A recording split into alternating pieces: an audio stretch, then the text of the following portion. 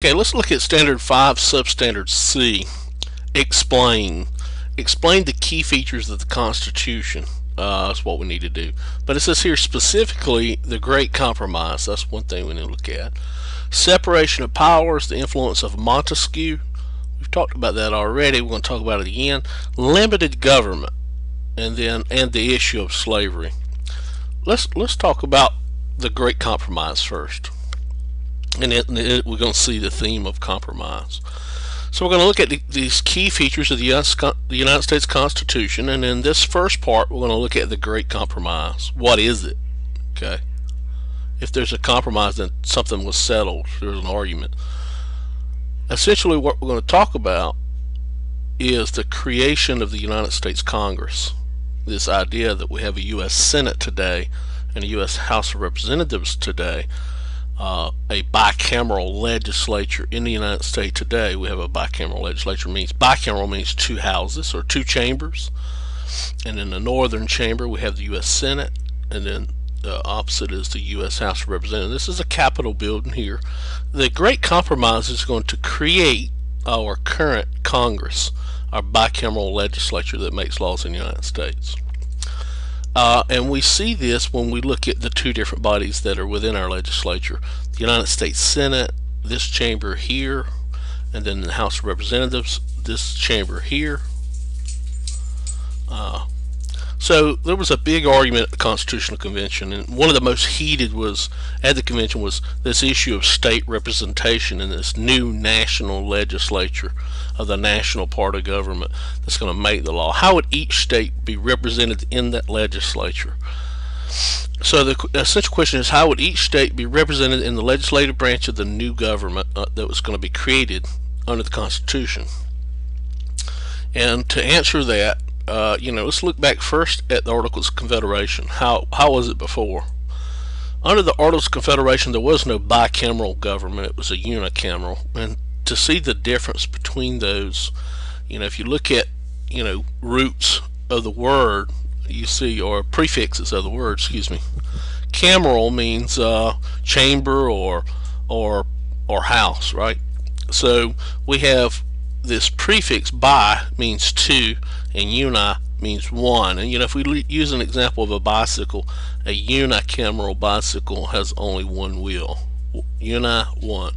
Bicameral, by two wheels. See, so we use those prefixes to determine. So this is a one house, or two house, and the unicameral is a one house. So under the Articles of Confederation, we had a unicameral or one house legislature called the Confederation Congress, and that lasted from 1781 to 1789. Under the Articles of Confederation, we had a unicameral legislature. That what we're going to create this new is a bicameral legislature like we have today in the United States Senate and the United States House of Representatives. This is what the Great Compromise is going to create, this upper thing, bicameral legislature. Alright, so let's look at under the Articles of Confederation what the representation looked like. Each state, regardless of its population, got one vote. So each state was proportional in its vote and how it voted in the legislature under the Articles of Confederation. In other words, the Confederated Congress. Virginia, as large as it was, had one vote. New Jersey, as small as it was, only had one vote. So population really didn't matter. So larger states thought this was unfair. So at the Constitutional Convention, when they're talking about a legislature and proportion of representation for each state in this new legislature, two plans are going to emerge, and there's going to be an argument. The first plan is called the Virginia Plan. In the Virginia Plan, submitted by Edmund Randolph of Virginia and James Madison of Virginia, there's going to be a two-house or bicameral legislature based on each state's population. So we're going to have this two-house legislature, and both are going to be based on population. In other words, it'll look like this. So under the Virginia Plan, Virginia would be based on population. If it had more people, it would have more representatives. New Jersey, if it had lesser people, it would have lesser representatives because it would be based on population. Now the problem with the Virginia Plan is, you can see this, smaller states are not going to like it. They're going to say, This is not fair. Small states, because the large states are going to rule our government. They're going to make all our laws. They're going to have most of the governmental power, or as far as lawmaking power. So smaller states are used to having it their way, like they did under the Articles of Confederation. That's exactly the way they're going to want to keep it. So the New Jersey, state of New Jersey, and other smaller plans come up with the New Jersey plan. They want a unicameral legislature like they had under the Articles of Confederation, and then they want each state to have one representative. Be equal representation for every state regardless of population. So the New Jersey plan would look like this. It's basically the exact same thing as under the Articles of Confederation. The problem with the New Jersey plan is that Virginia didn't like it. The larger states didn't like it. They thought it was unfair, and they thought that it gave disproportionate amount of governing power, lawmaking power, to the smaller states. And they thought that if they had a lot of people in their states, they would be misrepresented if a smaller state with fewer people had greater representation than their people. So they believe that large states have more people that should receive equal representation. Each person should have equal representation. And under the New Jersey plan, large states said that wouldn't happen. So the comparison here between the two, if we look at them like this, okay, Virginia won't say bicameral two-house legislature. New Jersey won't say unicameral or one-house legislature. When we determine how each state is represented, New Jersey says we want every state to have one vote. Well, Virginia says, well, I think votes from each state ought to be based on the population of their particular state. Okay. So we see we have an argument here, and everybody's looking out for themselves, and in comes this great compromise. And this compromise is going to settle this argument. And the Great Compromise, it's actually called the Connecticut Plan.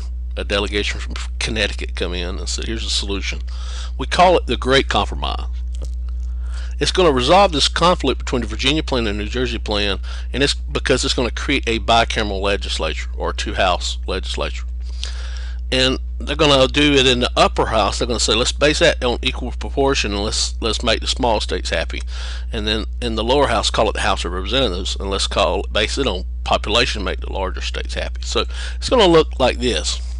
It's going to take a piece of the Virginia plan and put it here, and it's going to take pieces of the New Jersey plan and put it here. Okay, so when we look at Connecticut, it says, okay, you know what, let's have a bicameral legislature. So we take that from Virginia and put it here. And then what we'll do is, to satisfy both sides of this argument, let's make the upper house be the Senate and say 2 votes per state.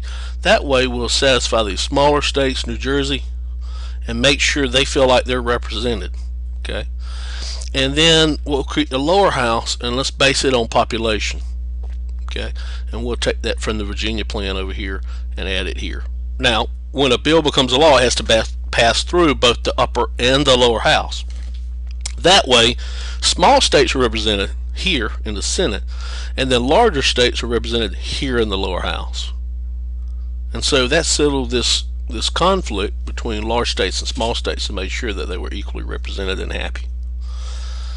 So when the Great Compromise created the United States Congress, this bicameral legislature, New Jersey was like, wonderful, yay, because every state had an equal proportion of votes. Two senators from each state is what we get now.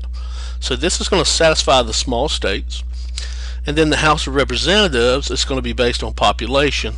And then that population will be counted every 10 years through what we call a census. And this is going to satisfy the larger states. They're going to be happy. Okay. Alright, let's look at the second part of this. Explain the key features of the U.S. Constitution. Let's look at separation of powers, influence of Montesquieu, and then limited government. And we're going to look at it as, what is limited government? Okay. And let's look back. Under the King and Parliament, they felt that they were too tyrannical, too abusive, and some of the founding fathers and leaders felt that the reason was because governing power was in one place, and that was the problem. If you put governing power in one place, it's going to be abused. Okay, so they created federalism to try to split that power up, And under federalism, they're going to create a national level of government and then a state level of government. And state's going to have its own powers, and national government's going to have its own powers. I'm talking about dual federalism here for AP guys. But anyway, they're going to share certain powers too, and you're going to go more into this when you talk about this in civics. But in other words, they're going to take this power here and they're going to turn it into this. Okay, under the Constitution, the only two levels of government is the national and the state level. Those are the only two that are protected. Now the state can divvy up a little bit more power and delegate some state powers to local governments, but I want to show you how power is going to be distributed and limited. It's going to be chopped up here in different levels, two different levels. Then the state's going to chop its power up further into a local level. So we're talking about limited government. How do we limit government? We limit its power. That's how we do it. So under federalism, we kind of limited by creating two different governments and said that we protected them from one another. Neither one can destroy the other. Then separation of powers comes about because of Montesquieu. This guy, Baron de Montesquieu, wrote a pamphlet called Spirit of the Laws, and he says, hey, you know what? All powers of government in one place, bad idea. Bad idea. That's what happened with King George III in Parliament. Not good. Not good. This unitary system, not good. A better idea is to separate the branches into three different powers: legislative, executive, and judicial. And that's what Montesquieu came up with. So as we created the Constitution, our founding father says we need a separation of powers and checks and balances. So essentially what we're going to do because of this is we're going to split it up even further. You know, we had the national here, state here. Now we're going to split it up even further, and we're going to create a legislative that makes the laws, executive that enforces the laws, and a judicial that interprets what the law is. So what we did with here creating the limited government is we split power up so no one area could have the same amount of power. So we're redistributing power from one location to several. And in separation of powers, we get this. You know, they pass the laws in the legislature or in Congress that were created in the Great Compromise, or the executive branch, the president carries out or executes the laws, enforces the law, and then the judicial branch interprets the law. So that's separation of powers. Down here we talk about checks and balances. What can they do? And another one would be this. You know, the president or Congress, the legislative branch, can make a law, and the president can veto that law, and then the legislative branch can then override the veto. But it is the court can determine a law unconstitutional. So they're going to volley and fight for power with their checks and balances. And in those things, we're going to create this limited government. So that's what we're going to talk about here. We're going to talk about separation of powers, influence, Montesquieu, and limited government. That's how we limit our government. We went from this to this. And under federalism, it's limited because the national government can declare war. The states cannot declare war. Marriage license, marriage laws, public safety is going to be something that's going to be probably both of them. Licenses, professional licenses, like on guns, state has that power only. A national government cannot control that. You know, coining money is something a national government can do, the state can't. So in this respect, we limit our government. All right. So let's look at the next part. All right, we got Great Compromise, we got separation of powers, we got limited government. Now the issue of slavery. A question come up: would slaves be counted when we did our census to determine the state's representation in this new Congress, this new legislature for the United States government? Could we count slaves into the population when we did the census to determine each state's representation? It's going to be a big argument over this. Okay. Would slaves be counted into the census that happens every 10 years? There's eventually going to be this compromise called the 3/5 compromise. This is extremely important for you to know. 3/5 compromise means that they agreed that, you know, you can look at it just two different ways. Some people look at it and criticize it as saying that a slave is not a whole person. You know, only 3/5 of a person that's a slave would be counted into the population, whereas a free person, all of them would. Or you can look at it this way. Free people, each individual would be counted as one. But in slave population, you would count it, but you would only count 3 slaves out of 5 that you had. So the last 2 you would not count, but 3 out of 5 slaves would be counted. 3/5 compromise. Alright, so back to the slavery issue, really come out of 2 different arguments. And northern states are going to disagree with southern states at the Constitutional Convention. First question is, could we count slaves into the population? Northern slaves said absolutely not. You know, some of the representatives from North said, can I count my chickens and my cows and horses and goats? Because they're property too. You say slaves are property, can I count all my livestock? And just as a rhetorical question to ask them to kind of get them to realize you can't count property into the census. But they had to compromise because another question was asked, who is going to control the slave trade under the Constitution? Will it be the national government or the state government? And see, we see see the arguments. The northern states, no, we're not going to count slaves into the census to determine population representation of states in the new legislature, Congress.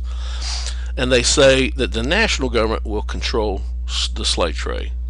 Well, southern states, where a lot of the slavery was, said, you know, we should count slaves into the population, but when it comes to the slave trade, only the state should be allowed to do that.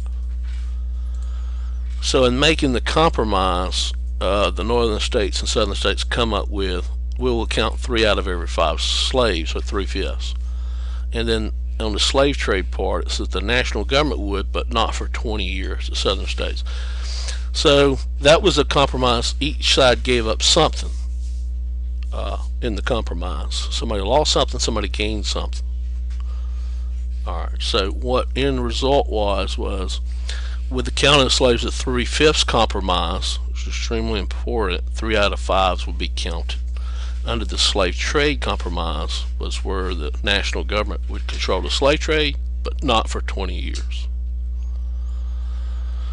Okay, so have we met our objective? Have we met the objective of the standard? Do we explain the key features of the Constitution, the Great Compromise, the separation of powers, influence of Montesquieu, limited government, issue of slavery? I think we have. Watch back over the video. I hope this helps you on the test.